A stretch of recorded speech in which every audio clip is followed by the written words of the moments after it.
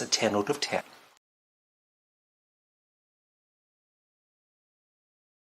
Yeah, just altogether pointless.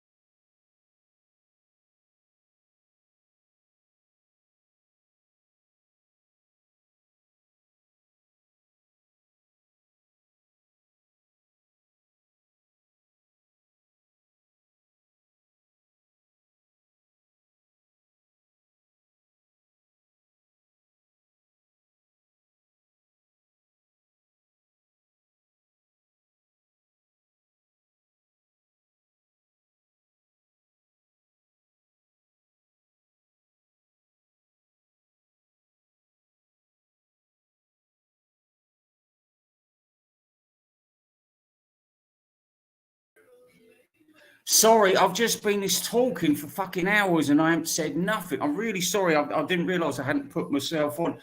I'll say this all again, right? I've had it's Jim Gordon. He's dead. Jim Gordon was a member of supergroup Cream.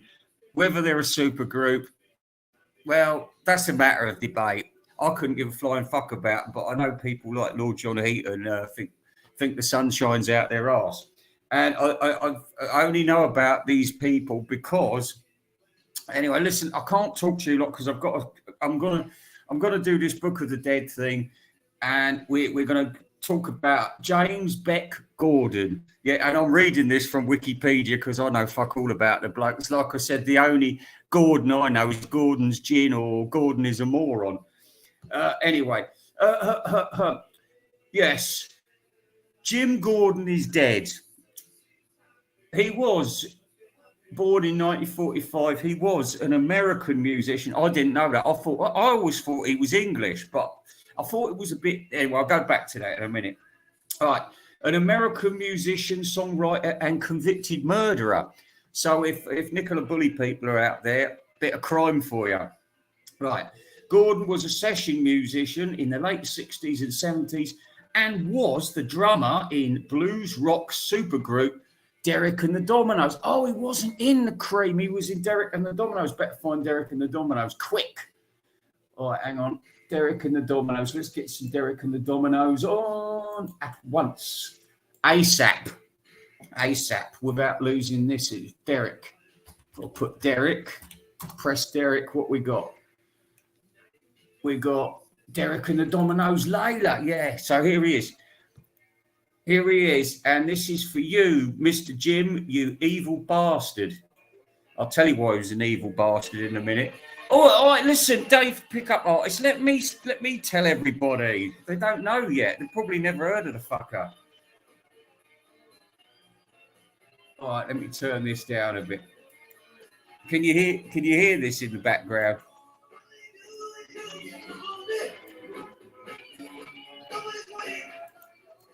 Anyway, thanks for telling me that you couldn't hear me because I forgot to put myself on the channel.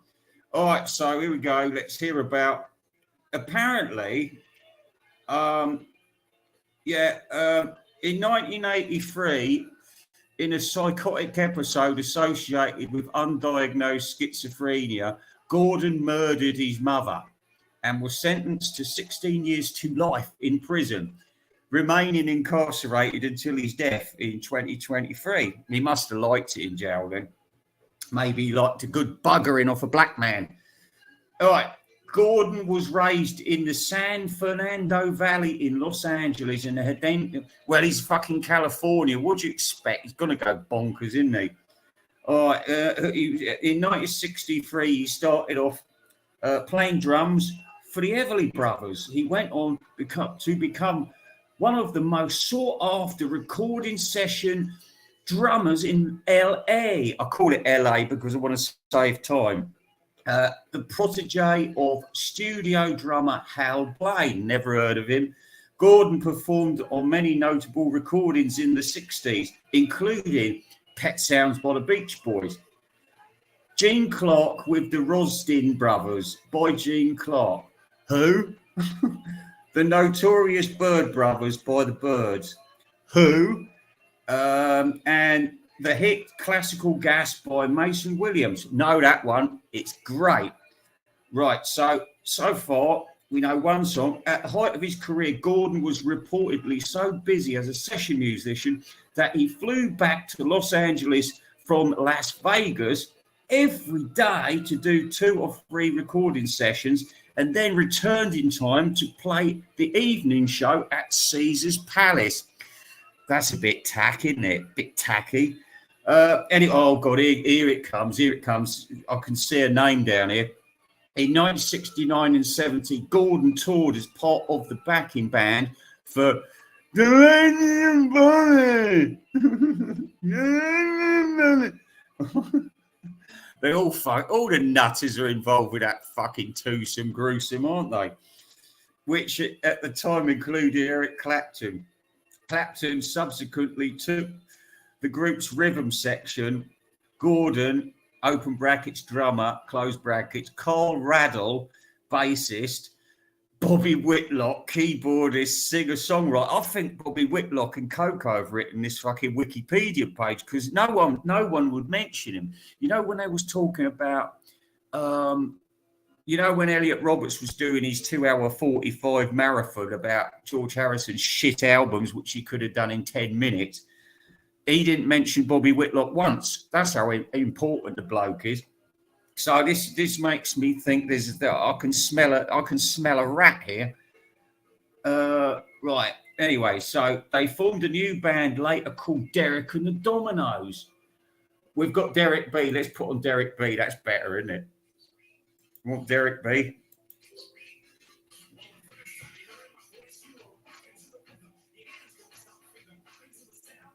All right, we don't want him either. Mothering Sunday. When is Mothering Sunday?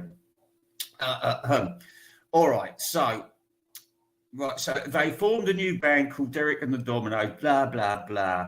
The band's first studio work was the house band for, yeah, we know this. Oh, man. 1970. Gordon then played on Derek and the Dominoes' 1970 double album, Layla and Others. I didn't know it was a double album. I thought it was a single album. Should have been a single album. And also played with the band on subsequent US and UK tours. In other words, they appeared on Jules Holland, which is a shitty BBC Two show, which people who can't get in the charts go on. Like the old grey whistle test, you know, you weren't up for the charts. They put you in there and try to make out you were like a thinking man's group or something. But the kids never listened to shit like that.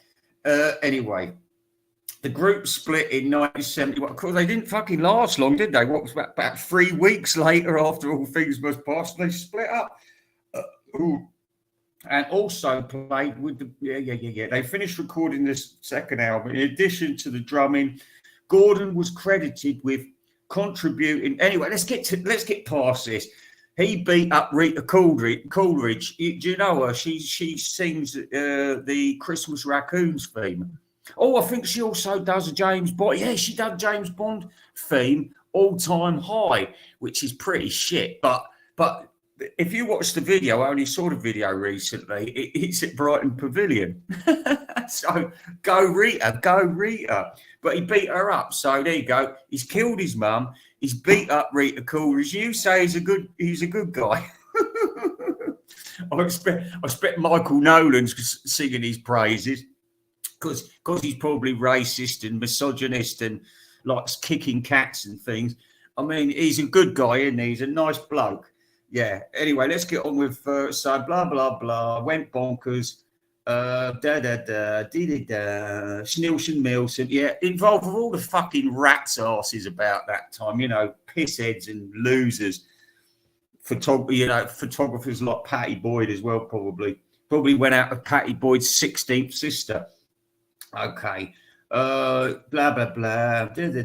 Helen Reddy's top 20 album, I Am Woman. Wow. Cool, that's cool, isn't it? Going with Helen Reddy. Well, not going with her because her little husband would have beat the shit out of him. He played on Johnny Rivers. I thought he said Johnny Rotten. Johnny Rivers, Blue Suede Shoes. Oh, God. Art Garfunkel's Angel Clara. Oh, God. Steely Dan's Pretzel Logic. Ricky, don't lose that. I know that one. Hey, maybe we've got that. Maybe we can put that on. Ricky, don't lose that number. Like that. Ricky, come on. Ricky. How do you spell Ricky? Ricky with a cut and a cut and a I. Right, let's go. No, my stupid fucking computer. Why does it only do one? Ricky, come on. We can do it. No, Ricky. Maybe it's spelled Ricky like Ricky. Ricky, come on, Ricky, don't lose that number. Ricky, don't lose that number. We haven't got it, so what we'll put on Hello Mary Lou instead. He wasn't nothing to do with this song, but it's good, isn't it? Helen was never ready. Flathead fucking Aussie cunt. You. Ooh. I'm drinking some lovely espresso. I use, you know, you get numbers of Coffee Bean. I'm on 14, number 14. It's the best one.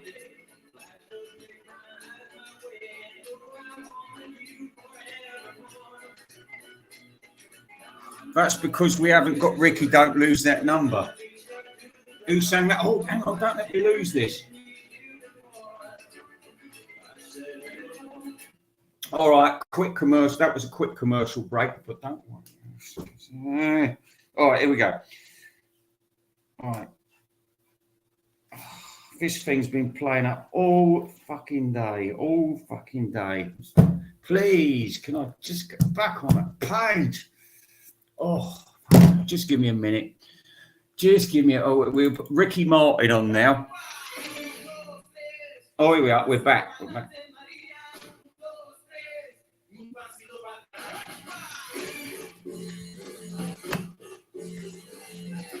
Right, this is the bit you've all been waiting for. His mental health.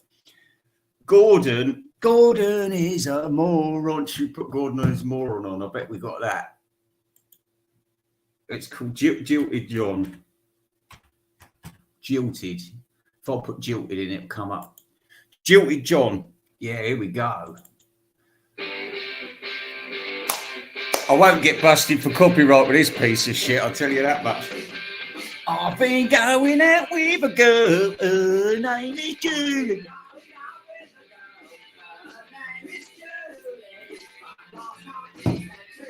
Long we were watching telly. This is what she said.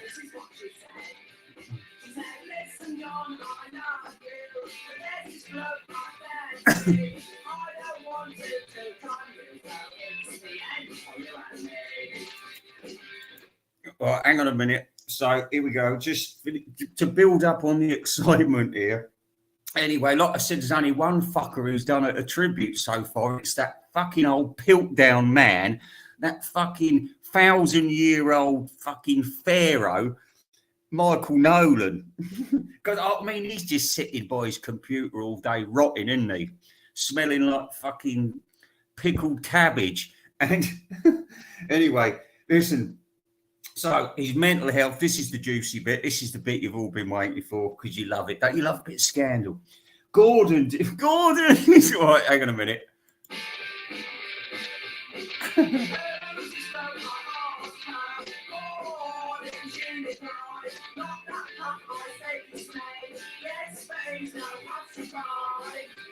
He's more of a man than you'll ever be.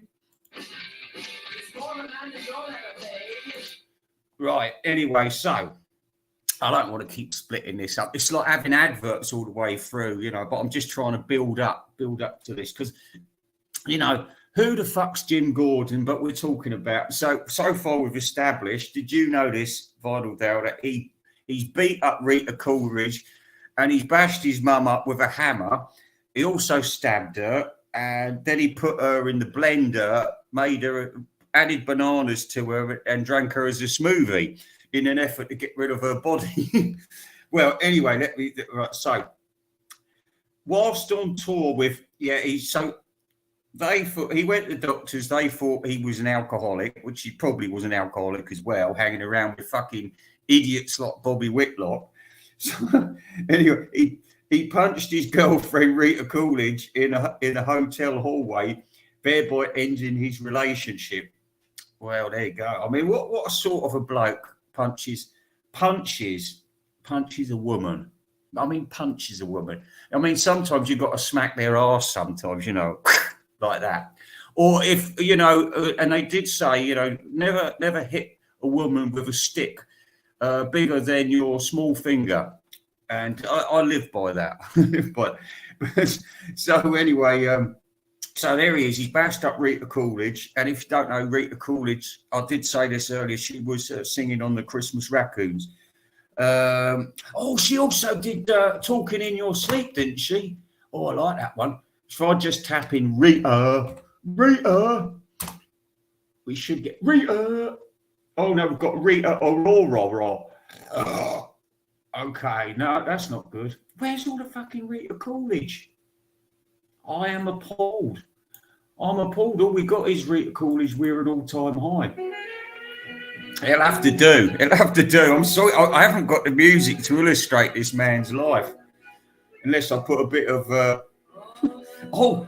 if he was on All Things Must Pass, I don't think this is an appropriate record, really, is it? Yeah, he is being mentioned. Sadly, he's involved, and I'm getting in there before Coco and Bobby start talking bollocks about him because Bobby Whitlock's been lying. He said that he didn't write this song or that song. He said Rita Coolidge wrote it, which I don't believe. I think he's just making up because I've noticed about Bobby Whitlock, he only says his stories after somebody's died, and in this case, the man's been incarcerated for life. So, you know, he's not going to come and send letters out or do what he's not Mark David Chapman. He can't, you know, he's not a celebrity in prison or Gary Glitter is a celebrity in prison. He's gone back to prison after 2 days. He just cannot keep his hands off. He can't stop it. He can't stop himself, dirty pervert. Anyway, so we've established he's bashed up Rita Coolidge, so that was the end of that relationship. Things are going downhill for the bloke. Okay. Oh, well, actually, got through the 70s. This was, I mean, Down Under had already got to #1 when he had attacked his mother. Right, on June the 3rd, 1983, hang on, if I can get a bit of music here, like, you know, really sad music. Yeah, let's get some sad music on. Have we got classical here? Yes, we have. All right, so a bit of sad music.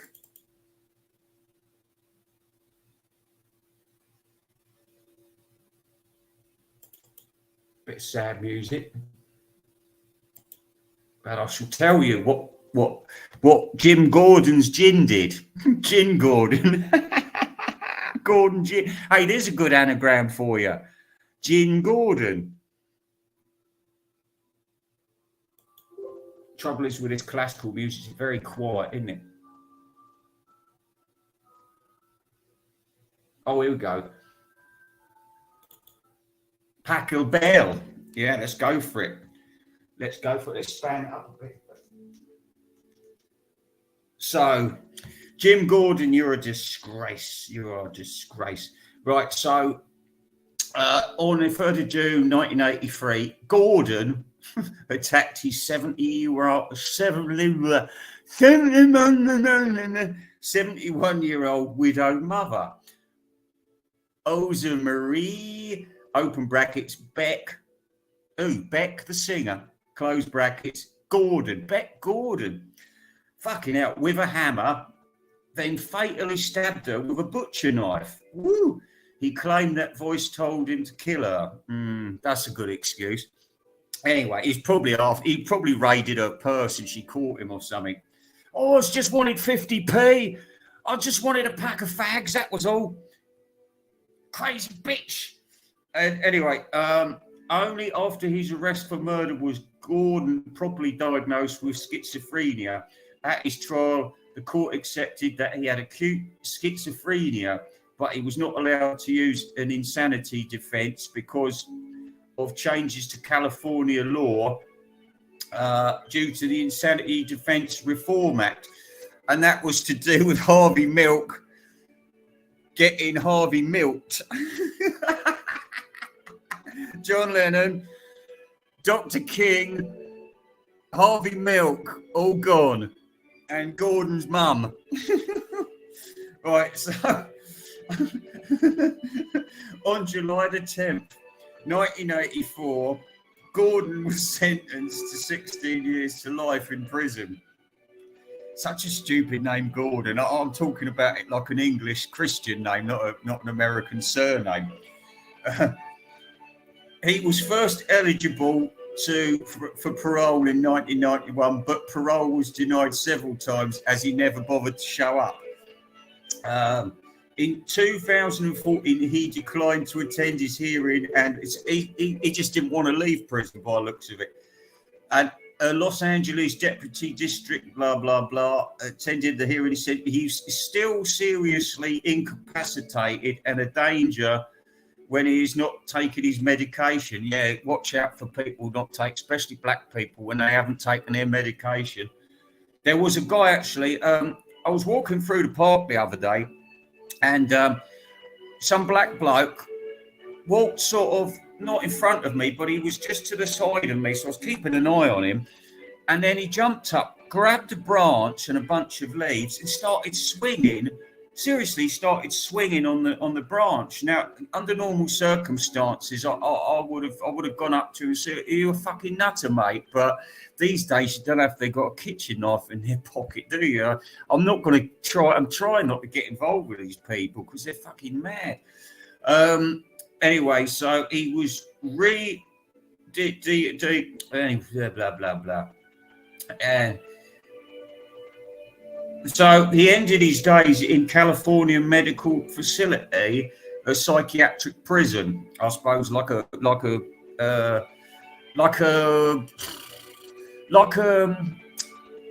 screaming cell, I think they call them. So he's deaf. Just all it says is he died in prison, age 77. Well, he had quite a good life then. Spent most of it behind bars, but that's his own fault. Don't go around killing your mum. Oh, yeah. Harvey milked. Harvey creamed. All right, well, that was nice.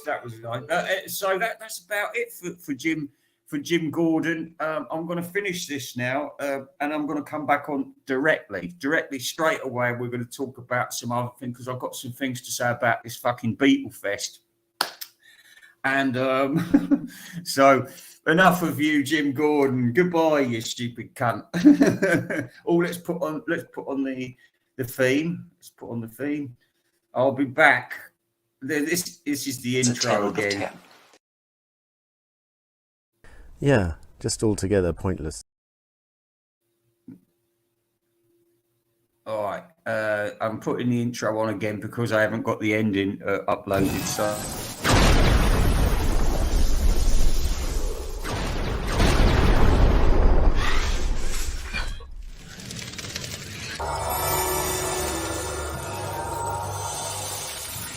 Book of the Dead, Jim Gordon.